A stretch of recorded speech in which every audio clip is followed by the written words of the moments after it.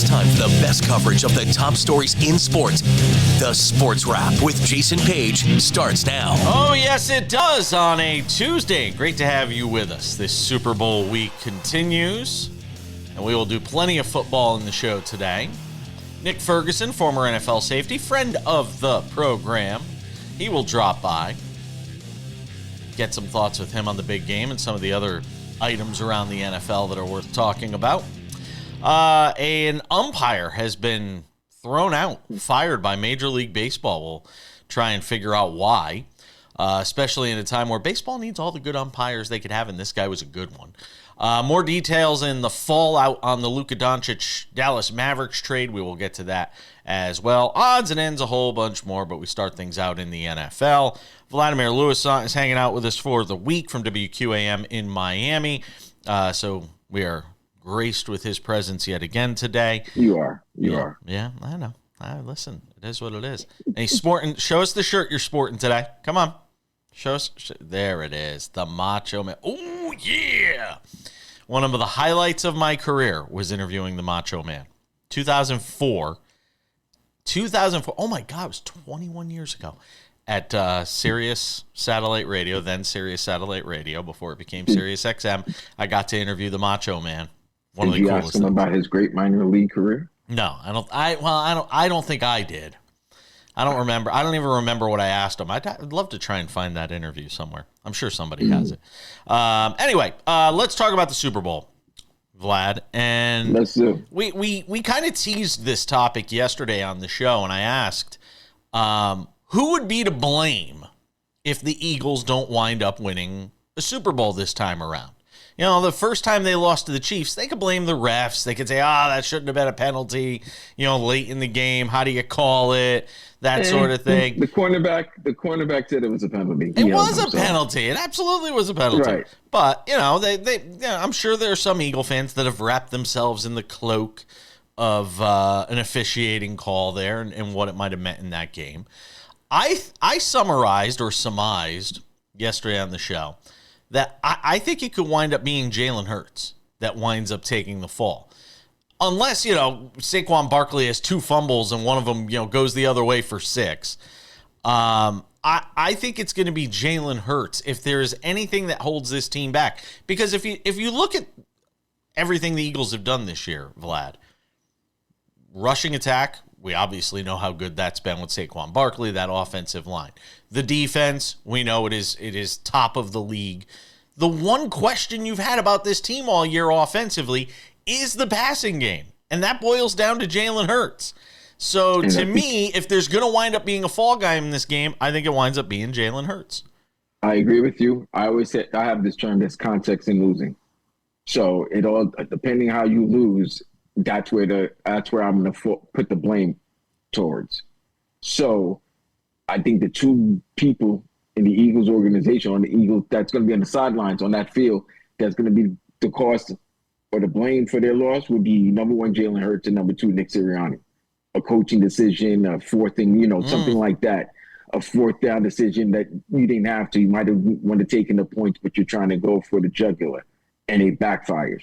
But like you said, Saquon Barkley has been the greatest eraser this whole season because of the fact that he's rushing for over 180 yards, maybe getting 200 yards total, and you don't really realize Jalen Hurts did not put up great numbers. No, he didn't. Like, I don't know about you, Paige, but I can't understand when a quarterback throwing for less than 200 yards but you're dominating a game because of your running game, because of that offensive line and that defense that was the number 1 defense or top 3 defense in the league. So we marvel at the Eagles this season because of that. And it hid the fact that if you look at the numbers, Jalen Hurts didn't really have a great season. He had a great NFC title game. And it seems to me when people start, I don't want to say criticizing, but they start remarking about, hey, you're not really putting up great numbers, they get offended by that. Yeah, And I think there's more to add on to this, and we will in just a moment after a word from our friends over at Edge Boost. Super Bowl 59, right around the corner. You ready for it? You ready to lay some wagers down on it? Well, go and check out our friends over at Edge Boost, because I'm all about taking sports betting to the next level, and Edge Boost helps you do that. The financial platform that pays you cash back to wager. Edge Boost is an online bank account that pays you for every deposit. With the Edge Boost Visa debit card, you're getting up to 0.5% cash back on all your sportsbook, daily fantasy site, and casino transactions. Free money back in your pocket just for doing what you're doing already. It's a no-brainer.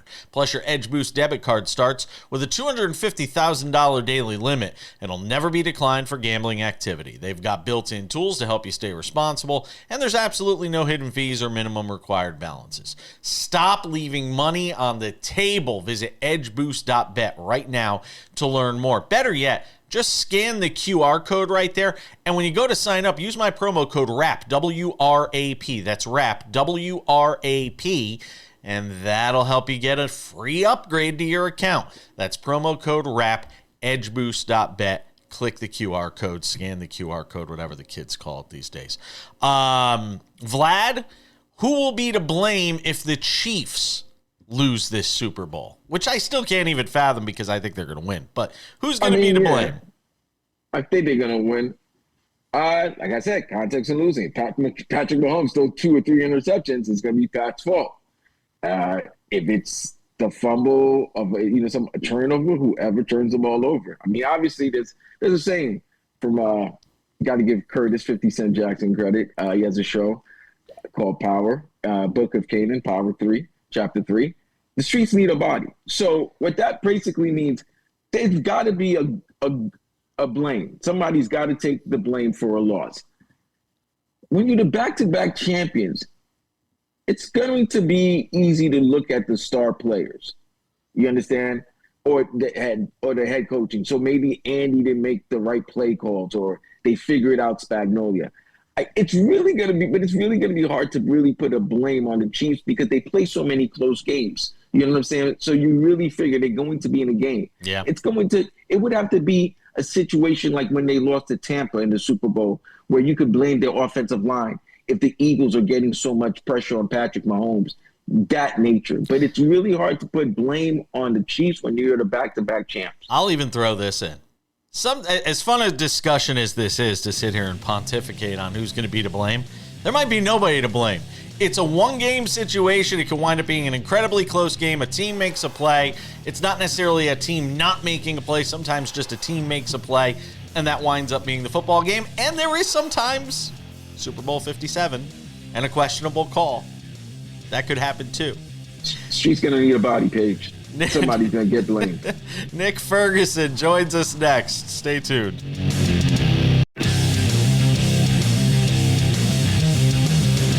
SportsWrap continues on this Tuesday. It's Super Bowl week.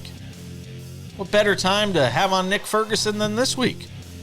Former NFL safety joins us on the show.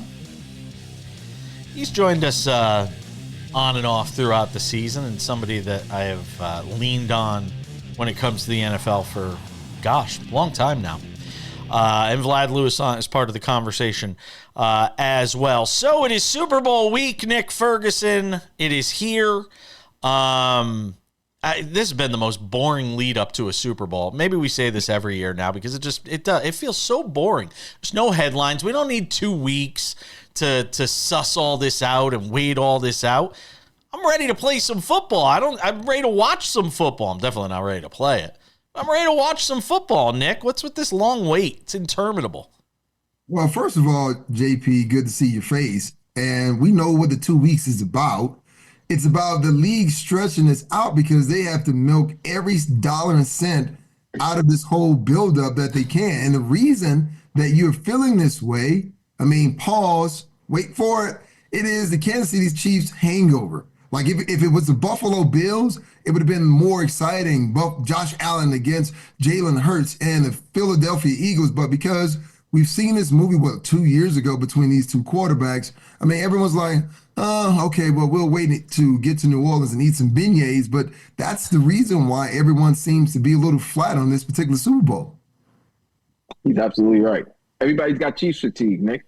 They're sick and tired. They're sick and tired of watching the Chiefs, and they got Eagles fatigue too. This is their third Super Bowl in like 7 years, so people are getting sick and tired of seeing the same old. But still, we're down to Super Bowl week. The game is about to happen. The closer that the game comes, the more excitement there will be. We're looking at it right now. Going into this game, do you feel like the Eagles are the better team, but the Chiefs, because they got 15, will find a way to figure out a way to win? Man, it's not about them damn Chiefs. It's about them damn referees. Oh, God. Really? Yes. Wow, Nick. Hey, You really... Well, okay, hear me out. I know it's been built as a huge narrative. Travis Kelce, was talking about it, opening up about the officials. But that means even he knows that there is a problem because so many fans, there's 32 teams.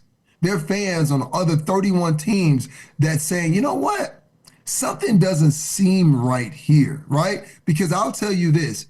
Earlier this season, I told some counterparts that I work with here at KOA Radio in Denver, I said, you know what? I'm starting to notice a familiar trend.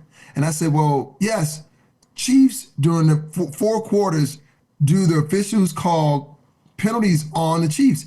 Absolutely. But it's just one part of the game that drives me nuts.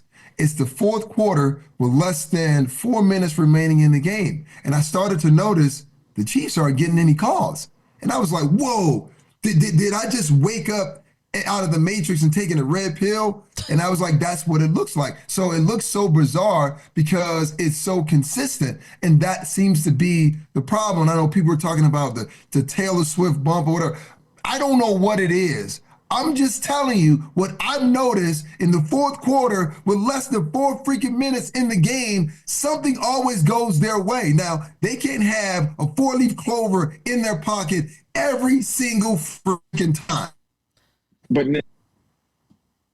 same thing happened with the Patriots. Doesn't that same thing happen with the Warriors, the Lakers? Remember the Michael and the Bulls, the push off. When you're the team, the Niners, when with Joe Montana, the Cowboys, like don't you always those teams, because they're always in the mix. It seems like they get the calls, but that's because they're always in the mix. Nick, hold that.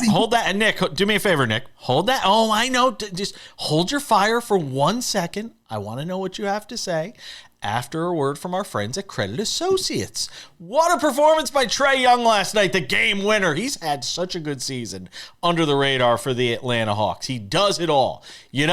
Just like Trae Young, if your credit card debt has been holding you down, not like Trae Young, but like he does to other teams, it's time to get a credit card debt program that helps your financial freedom. It's time to break through. Credit Associates can help you slam down your debt for up to half of what you owe. That's the kind of move you want to see in your financial game. Don't wait another quarter. Call 1-800-747-5362 today. See how much you can save. Credit Associates, when it's time to make a play, they got your back. To see if you qualify for debt relief, call 1-800-747-5362 or visit creditassociates.com. All right, Nick, you've held your fire.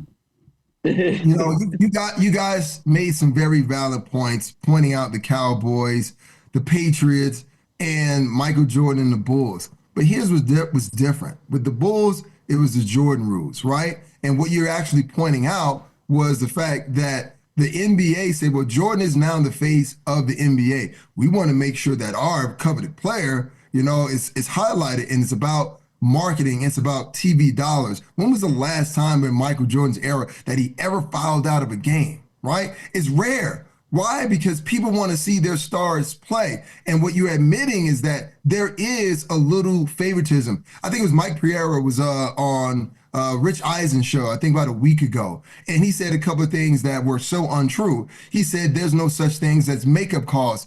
Yes, there are. And he said there's no such thing as favoritism towards a particular player. We know it from the NBA. We know it with the Patriots. We sure know that it takes place with the Kansas City Chiefs. See, we are seeing it, but we just don't want to admit it because it's become rather so obvious that there is a little bias. I'm not saying that the league is rigged. I'm not saying that there's some conspiracy theory. All I'm saying is we can clearly see if you open your eyes, there's a little bias. Here's the thing, and we only have a minute left in this segment. We're bringing you back for another segment. But here's the thing. To beat the champ sometimes, you got to do a little bit extra. And it's been that way in every sport. Sometimes if it's boxing and you're the title and you're the one holding the title, sometimes, just barely winning the fight isn't enough. You're going to lose it on the card. Can't win on points. You got to knock them out. So if the Eagles want to win this thing, they're going to have to knock out the champs. And given the number of close games that we've seen the Chiefs play this year, this is not a juggernaut in the sense that they're just blowing out teams, that they're, boat racing teams. This is a team that can be beat. For some reason, nobody can beat them, but this is a team that can be beat. We only have 10 seconds left, so I'm just going to stare awkwardly at the camera and look at the two of you. And we're going to wait for the music to finish. Have you ever been in a fight where it's 4-1? Yeah. No, I don't like those odds. It seems like every time Kansas City plays a game, one as though they haven't been that superior offensively. Those are the odds. So you're saying 16 against 11. That's what you're saying. We got more to do. Don't go anywhere.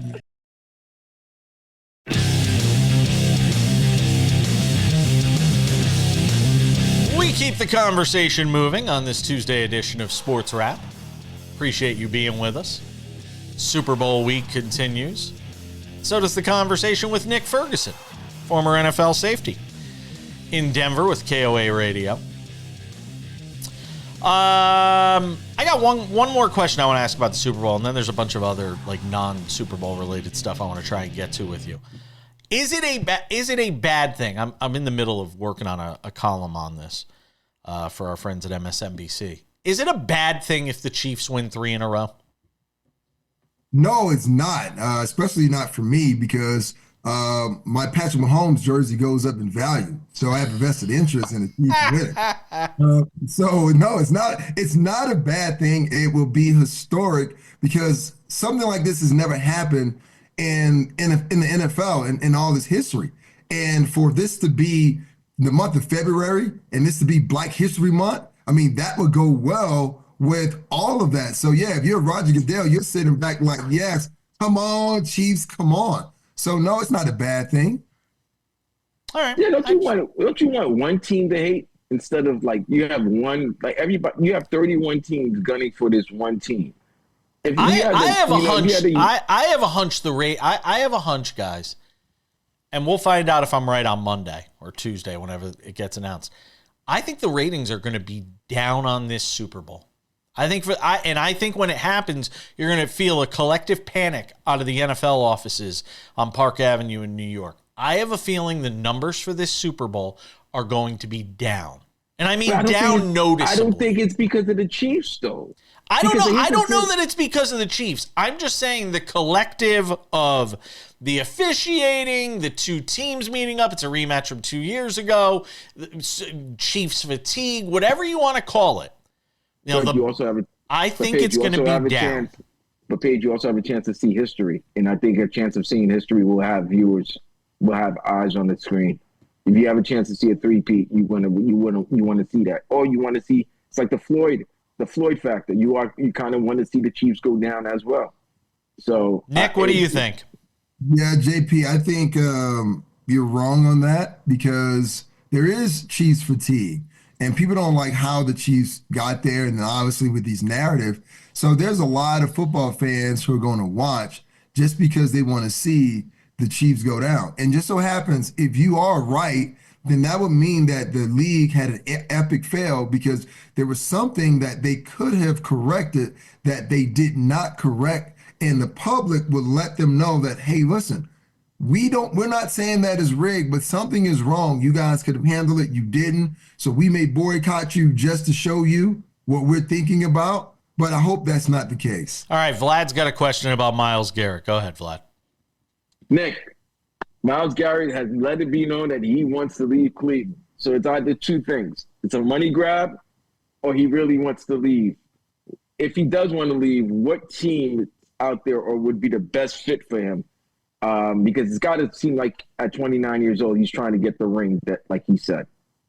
Yeah, he's got the money. He wants the ring to kind of really solidify his Hall of Fame career. There's one place that came right to mind was the Washington Commanders. Washington Commanders have improved drastically, and they have that player in Jaden Daniels. And I know Dan Quinn likes guys who can get after the quarterback. He had that with Michael Parsons when he was with the Dallas Cowboys. Also, Adam Peters and his experience with San Francisco 49ers was built on having great quarterback play, but being able to get after the quarterback. So if there was a place that I would love to see Myles Garrett go just to make everything fun, it would be the Washington Commanders. And oh, by the way, yes, he wants out of Cleveland. Have you seen Cleveland and their record over the past couple of years and how many quarterbacks have come through that organization? He realizes that where he wants to get to, he's not going to get there in Cleveland. He's just not. Let's be totally honest. He's going to make a boatload of money. People are going to love him. But we know how this works. When a player career is over, people are going to look back and say, well, what did you do in your career? You made a bunch of Pro Bowls and you've been all pro, but did you ever play in a divisional round, a championship round? Did you ever make it to a Super Bowl? And I think that's what Myles Garrett's thinking about right now. Let me ask you something. So let's keep it in the AFC West and talk about, this move by the Raiders to bring in Pete Carroll. Look at him. How much did that surprise you? As a matter of fact, I'm not even going to say, just go. It didn't surprise me because my co-host Benjamin Albright had been saying for a while that this was going to be the trend of what was going to happen. And there were so many people who were saying, well, no, that's not going to happen. Carroll is not going to go back. He's 73. What are the Raiders going to do with him? Tom wants to win, and Mark Davis is willing to do anything he can to make the Raiders relevant again. So you got Pete Carroll, who has done a great job of creating a culture. And I know because after they beat the Broncos in the Super Bowl in MetLife, I went right after that to figure out what the heck are the Seattle Seahawks doing to kind of build up that locker room culture. And I'm telling you, man, other than being a Denver Bronco, that is a culture I would want to be a part of. But then you bring in Chip freaking Kelly, right? So that offense is going to be going. And oh, by the way, JP. Going with who, Nick? Going with who? They have nobody. Shador. Whoa. Okay. So JP, sit down for this one. So 2 years ago, when UCLA played the CU Buffs, there was one coach that came over to Shador right away. Oh, God. Stayed with him for a while. It was Chip Kelly. So we've been hearing all this talk about the Raiders and Shador this past offseason, and I wouldn't be shocked and surprised if that happened. Can I add a little something to that? Who was Shador's mentor? Chip Tom Kelly. Brady. Well, Tom Brady. No. Tom Brady. And Tom Brady. Yes. Who owns the Raiders? Well, I mean, he owns a little slice. I mean, come on. A little slice, but you got to understand this is all a thing. Remember, one thing Prime said, he's not going to put Shador in a situation where Shador is going to fail. If Shador's been under Brady's tutelage, he's under a head coach like Pete Carroll, and you got Chip Kelly, that means he's going to be in an environment for him to succeed. I'm sorry. I see Shador with the 6th pick I see the Raiders grabbing Shador with the 6th pick. I'm going to tell you something, man. It's the Raiders. Everything they touch turns to mush. No, so I'm telling you. I mean, Nick, you can sit there and laugh, but I mean, am I wrong? Is there not a history, a culture of losing, a culture of dysfunctionality that takes place there? I'm just saying. You're absolutely right, but it's changed. Mark Davis realized he is not his dad, and he can't move like Al Davis moved. So that's why you got Tom. That's why you bring in Pete, and that's why you bring in Chip Kelly. I gotta go real quick. Who wins the game? I got 5 seconds. Who wins? I got Philly. All right, he's got Philly. It's Nick Ferguson, former NFL safety. We'll see you all later. All right, let's take this baby to segment 4, Tuesday edition of SportsWrap. Kurt Heelan on the show tomorrow. One of our favorite days of the week. We get to talk about the NBA with Kurt, and God knows there's plenty to talk about. Matter of fact, we'll do some NBA coming up in 10 minutes on the topic of Luka Dončić. Some great reporting. Ramona Shelburne is so good. She had some great reporting and insight on what has transpired here over the last several months on this story involving Luka Dončić and the falling out with the Mavericks. And there's no other way to say it than that there was a real falling out. Anyway, we'll talk about it coming up. But first, a word from our sponsor, sports betting across America. So Pat Hoberg, you may not know him, and that's a good thing because he's a Major League Baseball umpire. And when you don't know a Major League Baseball umpire, it generally means they do their job pretty well. He was regarded as one of the, if not the best guys behind the plate when it comes to calling balls and strikes, which is one of the biggest problems Major League Baseball has right now, to the point that they're talking about an automated strike zone. Bless your heart, Bobby Valentine. So Pat Hoberg has been fired by Major League Baseball. There was an appeals process that took place, and Pat Hoberg has been fired by Major League Baseball for sharing a legal sports betting account with a friend who bet on baseball and for intentionally deleting messages that were part of the investigation into his conduct, which, by the way, proves the old saying that has been said time and time again, it's not about the crime, it's about the cover-up. And that is what happened here to Pat Hoberg. But sometimes common sense has to prevail in these things. Sometimes there has to be somebody in the room who says, wait a minute. We're going to put out a statement that says, and this is the statement from Major League Baseball, that said there is no evidence Pat Hoberg directly bet on games or manipulated the outcomes of any games in any way. You're going to say that in one breath, Vlad. But then you're going to say, we have to fire the guy for failing to uphold the integrity of the game, and that he should have known that his friend, a professional poker player, had bet on baseball from the shared account. If you have proof that Pat Hoberg didn't bet on a game, if you have proof that Pat Hoberg didn't do anything to influence ball strikes, manipulate calls, manipulate games, how the hell are you firing one of your best umpires? Somewhere in this process, common sense has to prevail, and it did not here.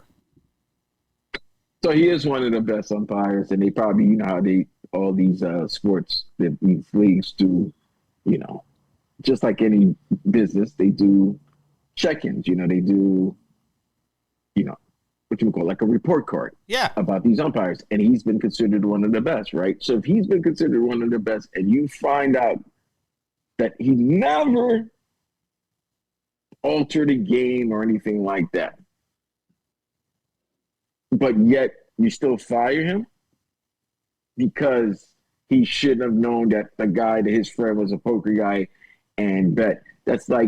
You're talking out of both sides. You know what I'm saying? Like, either, hey, he did something bad, even though he was considered good at his job through the ethics and the morals and the regulations of Major League Baseball, we have to let him go. That's it. But don't say that, no, he didn't alter it. We didn't find him. He never altered any games and everything like that. But still, you know what I'm saying? Like, you're talking out of both sides. It's very Tim Donaghy, very David Stern, like in the NBA, because it's like, not everybody else in the NBA did it. Only he did. But yeah, he went rogue. Like, come on, this guy, it's just weird. If the guy's dirty, fire him and ban him and don't ever let him back. But this guy isn't dirty. That's what drives me nuts.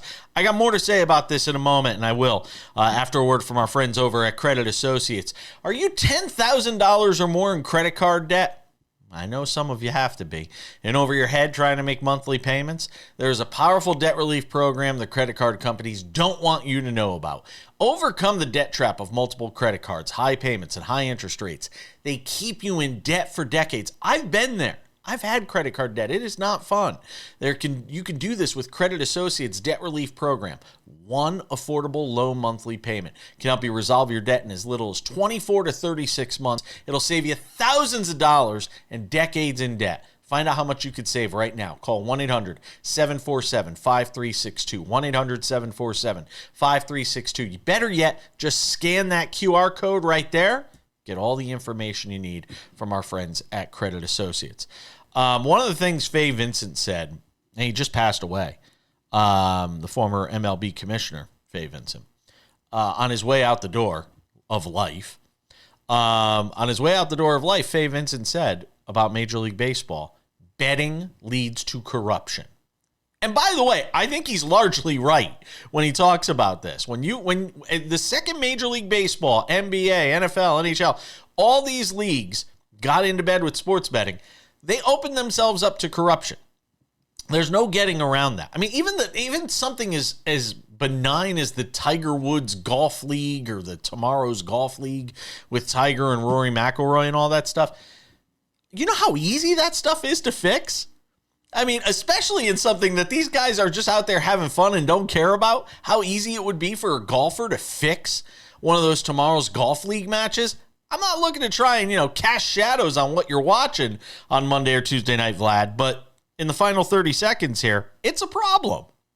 Yeah, well, it was always gonna be a problem. That's why for years and years they tried to deny it. But eventually, greed is going to win. Yeah. Greed always wins. And if those casinos are putting 9 figures into these leagues or 10 figures into these leagues, they're going to accept it, and it's going to be part of our sporting lives. Yeah, it's amazing. And I'm just waiting. I'm waiting for a major game or a major event to be altered as a result of sports betting, and it's coming. Something to consider is coming. It's next on SportsWrap.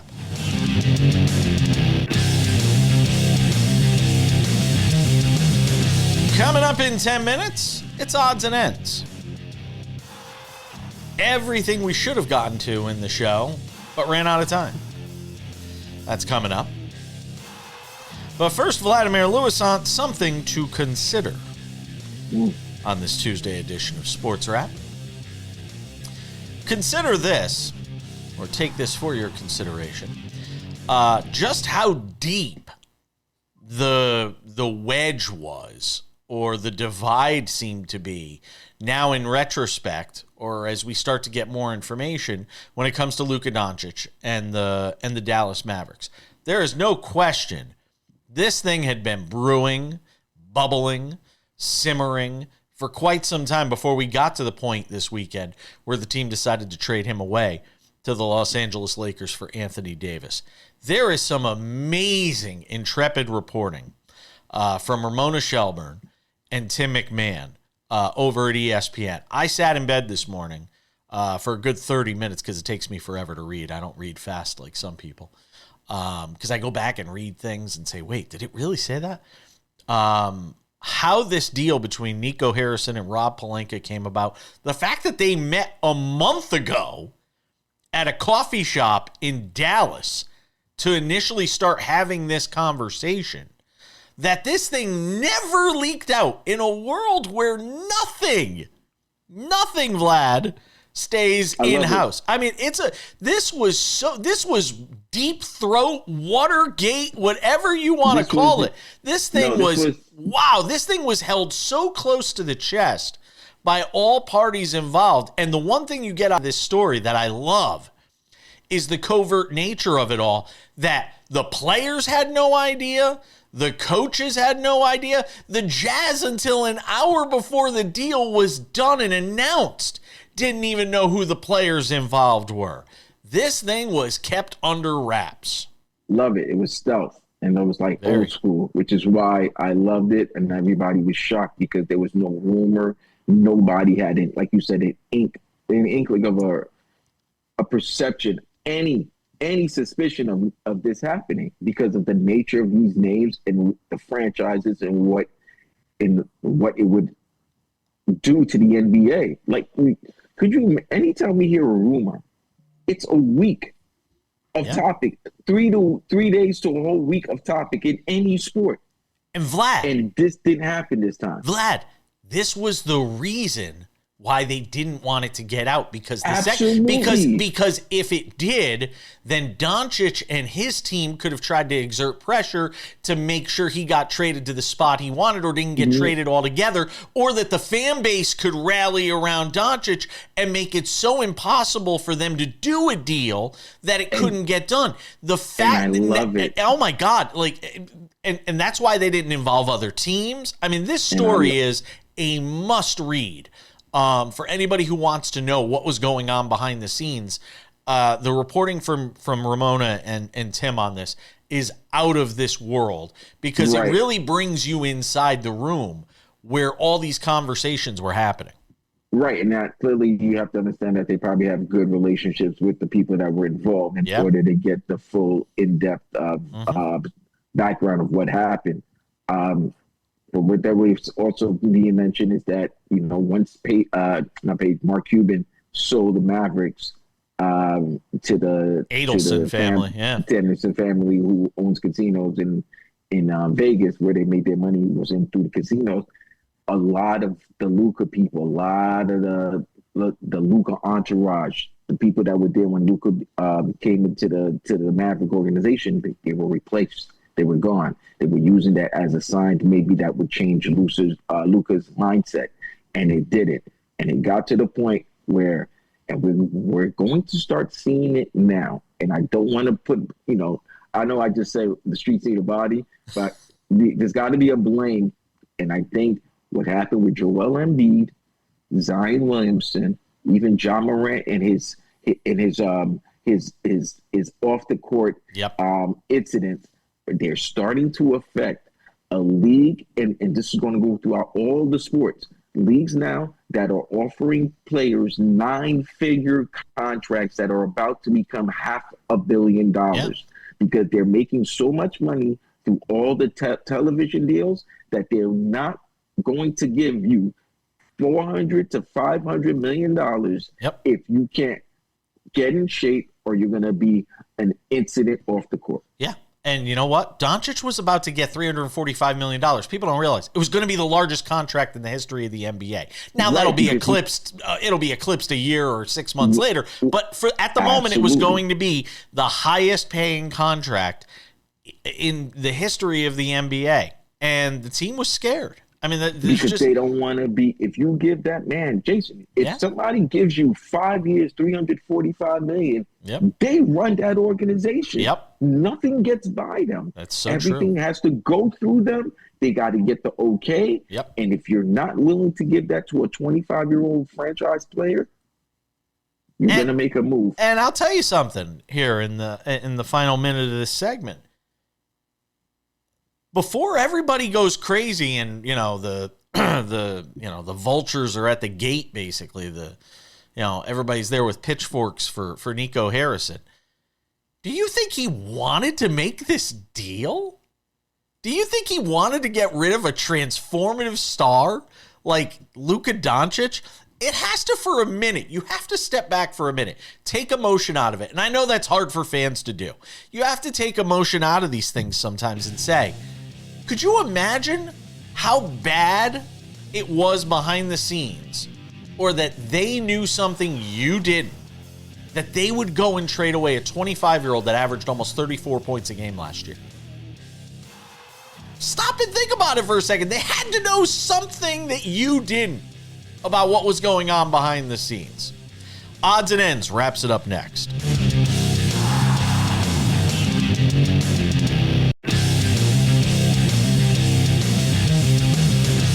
All right, just about time to put the wraps on this lively edition of Sports Wrap. Tomorrow, Kurt Heelan, Pro Basketball Talk at NBCSports.com.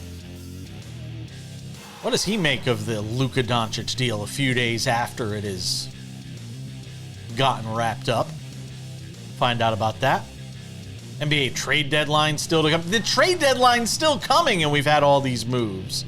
So we'll hang out with our friend Kurt Heelan on tomorrow's show. By the way, good win by the Knicks last night. Beat the Rockets, who we all know have been really something else out there in the West. So good win for the Knicks last night at Madison Square Garden. Sports Wrap with Jason Page. The podcast version of the show is available on all your favorite podcasting platforms. Apple Podcasts, YouTube Podcasts, Spotify, iHeartRadio, TuneIn, Odyssey, you name it, we are on all of them. The Sports Wrap with Jason Page podcast. Make sure to check that out. And looking like we're going to do a Sunday NFL Super Bowl pregame show leading into the game for about an hour, maybe 4 to 5 p.m. Eastern. We're working on that. More details to come as we continue to work through the week. All right, without any further delay, ladies and gentlemen, it's time for some odds. Odds and ends. Odds and ends, ladies and gentlemen. Before we get to odds and ends, a word from our friends at Edge Boost, because they present odds and ends to you. I am all about my sports betting game. I live in Las Vegas. How could I not be? You should enhance your sports betting enjoyment. How do you do that? With our friends from Edge Boost. It's the financial platform paying you cash back to wager. Edge Boost is an online bank account that pays you for every deposit with the Edge Boost Visa debit card. You're getting up to 0.5% cash back on all your sportsbook, daily fantasy site, and casino transactions. What's better than winning with the Knicks last night on the money line against the Rockets? It's when you deposited with Edge Boost, and then you're getting money back in your pocket just for what you're doing already. It's a no-brainer. Plus, your Edge Boost debit card starts with a $250,000 daily limit and will never be declined for gambling activity. They've got built-in tools to help you stay responsible, and there's absolutely no hidden fees or minimum required balances. And right now, Edge Boost is providing SportsWrap viewers with a little bonus. When you go and sign up for an Edge Boost account, use my promo code WRAP, W-R-A-P, and get yourself a wonderful boost to your account. It's an upgrade. Yeah. All you got to do is scan the QR code below, edgeboost.bet. Go and check it out today. Odds and ends, Vladimir Lewis.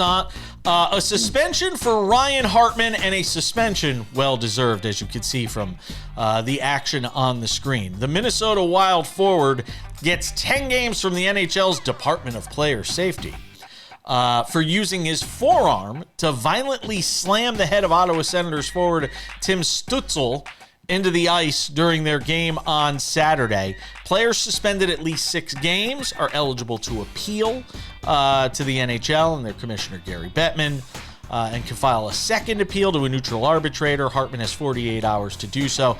I don't know how anybody who watches this video, though, could say, oh, yeah, he deserves less than 10 games for that. Nah. He deserves every game. He deserves money being lost. That was a nasty hit. That was a nasty play. And like you always said, it's always weird when you talk hockey, especially on the show, as much as you love, your people up in Canada. Yeah, I do. But it seems like you only talk hockey. Well, not I want to say I'm guilty. I want to say you. It seems like hockey's only being discussed when a dirty play happens or a negative play happens. I am guilty. We have Dennis Bernstein come on the show, and we get into the ins and outs and the X's and O's, and that's all great. But I am guilty, as anybody, of only talking about hockey when something bad happens like this. I am guilty, and I need to do better. As a talk show host, I will say I need to do better. Well, the Nations tournament's happening instead of the All-Star. Four Nations, Four Nations. The Four Nations tournament. Great time to have it in the middle of Super Bowl week and everybody talking about the Super Bowl. It's after the Super Bowl. I know, it feels like an interminable delay. February is a bad sports month after the Super Bowl, bro, because everybody just stops watching anything and then starts getting ready for March Madness. Odds and ends is at the end for Cooper Kupp in Los Angeles with the Rams. It very well could be, because the team has made it known, despite the fact that Cooper Kupp was hoping otherwise, that they're probably going to trade Cooper Kupp, Vlad. Yeah, pretty much Cooper Kupp should have sang Boyz II Men, although we've come to the end of the road. It's still hard for me to let go. You know what I mean? Because basically that's what it is. What a time we live in, Paige, where basically the players are telling you, you know what? I didn't want to leave. Team doesn't want to mess with me anymore. So I'm gone. It's been real, LA. It's tough. I really wanted to know a little bit more because they kind of put pressure on Matthew Stafford to find out if he was going to come back. I know Stafford and Kupp have a great relationship. Would Matthew Stafford come back if Cooper Kupp was not no longer going to be part of the team? It's a very good question. It does point, I think, to Stafford potentially retiring here. That's kind of the sense. I thought he had said just recently that he said that he is returning for the 2025 season. He did say that. But he said that, and then after that... But then why would you... Then the move makes no sense. That's what I'm saying. That's what I don't understand. Like, is this a money play? You want him to take less money? Or is his contract up? I don't understand. And I don't know if you want to put the full number one status on Puka Nacua. Puka I said Puka Nacua. Puka Nacua, because he also gets injured. a lot in his first 2 years. I like Puka Nuka better. I think we might call him that kinda like forevermore. Puka Nuka I think better, we but might no. go Puka Nuka. Puka Nakua. That's it. We gotta go. So, We gotta go. Thanks to Nick Ferguson. Thanks to you, Vlad. Good note to end on. We'll see you all back here on Wednesday for more Sports Wrap.